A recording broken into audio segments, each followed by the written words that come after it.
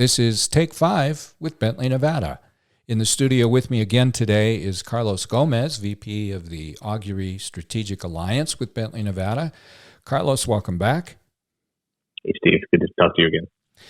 Carlos, in our last episode, we kind of left things off as a need to talk a little more about what true customer success is. And I know that there are some kind of unique things that Augury did. I don't know if they taught those things to Bentley, Nevada per se, or if it just reinforced some things Bentley was already doing. But it had to do with embedding a customer success manager into the middle to make sure that the customer truly succeeds. So the first and most obvious question is, who gets to define what success looks like?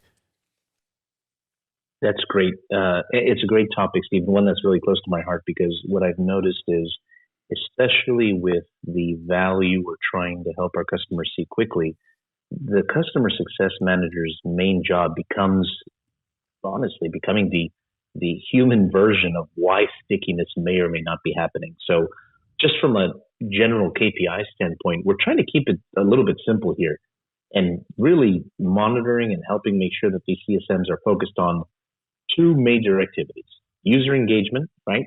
And we'd love for them to be able to get, let's say, an 85% level of targeted, responsiveness from the customer, which is, in my opinion, very high and very aggressive, but that's what we're aiming for. And then finally, from a value capture standpoint, we're aiming for at minimum 90% of machines improvements that we're quantifying and helping the customer. That's what the customer is getting back. So if they have 100 machines that we're taking care of, 90% of them are going to derive value for them. That's a very ambitious target to say that.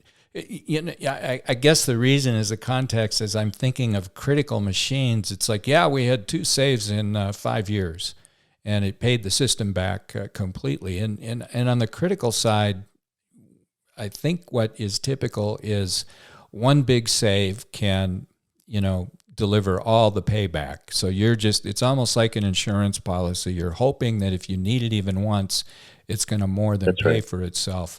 We're in a whole different ball game when we're talking about these less critical assets. And I realize that, there may be times when a save says, hey, we averted a real catastrophe. There could have been a leak, there could have been a fire, something like that. But I think more often you're compiling a lot of small wins as opposed to, giant elephant-sized wins.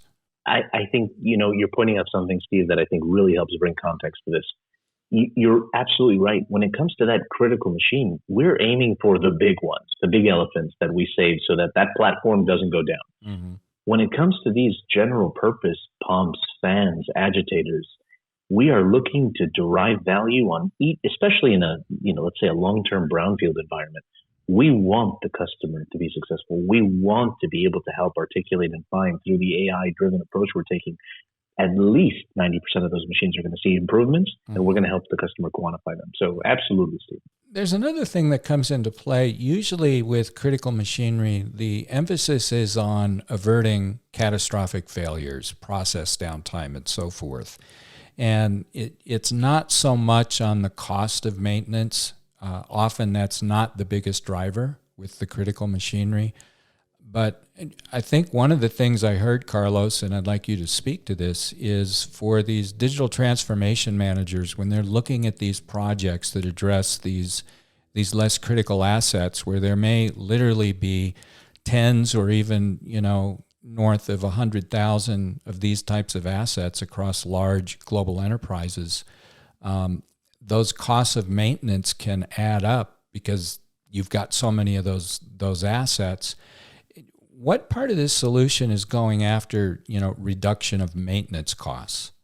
It's a great question. It's actually so when I think about, what major metrics, when we talk to the right individuals at VP of operations, even finance, we are aiming for the first 2 things that we primarily know we can go after are, number one, eliminating downtime, unplanned downtime, right? Mm-hmm.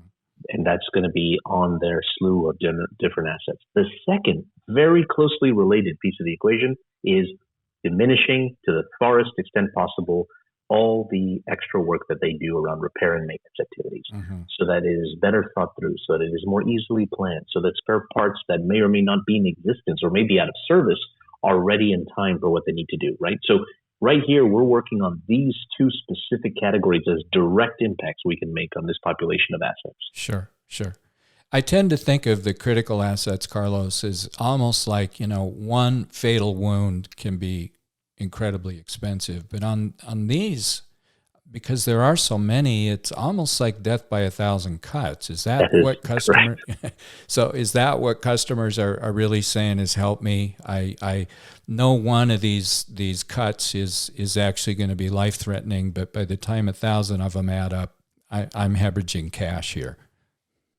Absolutely, and I'll say it in two ways. One is, yes, let's avoid the death by 1,000 cuts so we can plan better. But maybe even number two, which is really interesting, sometimes, and for certain customers under, let's consider certain industrial capabilities, that pump may be the critical machine when we're thinking about what they're trying to maximize in their evaluation and their move to save. So a lot of times where we find a lot of the greatest, let's say, payback and customer experience we're providing is when we not only save, them from the 1,000 cuts, but we caught, because there's so many of these machines, that one machine that no one was paying close enough attention to, that took a threshold alarm within a change of state from less than 24 hours, let's say, that we caught. So for instance, a planned shutdown could have happened versus a catastrophic one for that pump. Well, I'm thinking back through my own experiences over the years, and I recall, this was actually a kind of 2 out of 3 arrangement of pumps, and they weren't big, they weren't really considered ultra critical. And the argument, I think, at first glance is, well, I've got 3 pumps and I only need 2 at any one time. What are the odds that I can't have at least 2 of them running? What gets missed in that equation is, but one of them catches fire. Your problem now is not, can a pump run? Your problem now is a small fire just turned into a $10 million event that got reported to the EPA and, up to the EHS leader of the business and so forth, and the surrounding community that saw black smoke pouring out of the middle of your plant. And that's not a hypothetical. That was what was relayed to me. And these are those assets that we're talking about with this offering and the ability to monitor them continuously. So I know from personal experiences that those assets can quickly go from nobody's thinking about it to everybody's thinking about it. That's right. And I think it comes down to, although even some of these pumps may be spared, right?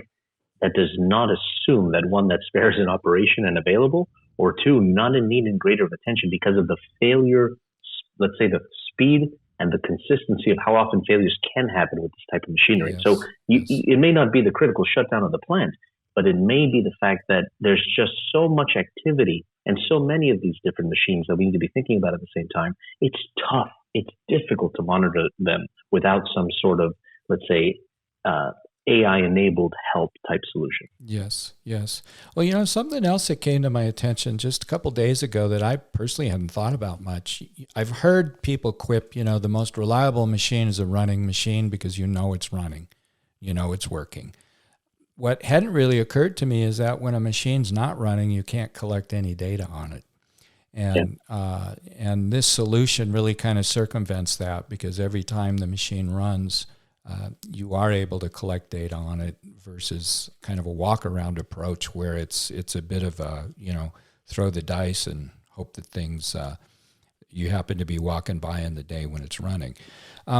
Carlos, what I'd like to do is suggest that we have one more chance to visit and talk a little bit about something you called a mentality shift. Does that sound like something you could help us with? Absolutely. Okay, well, let's do that. And with that, you've been listening to Take 5 with Bentley Nevada, a Baker Hughes business. We'll see you next time.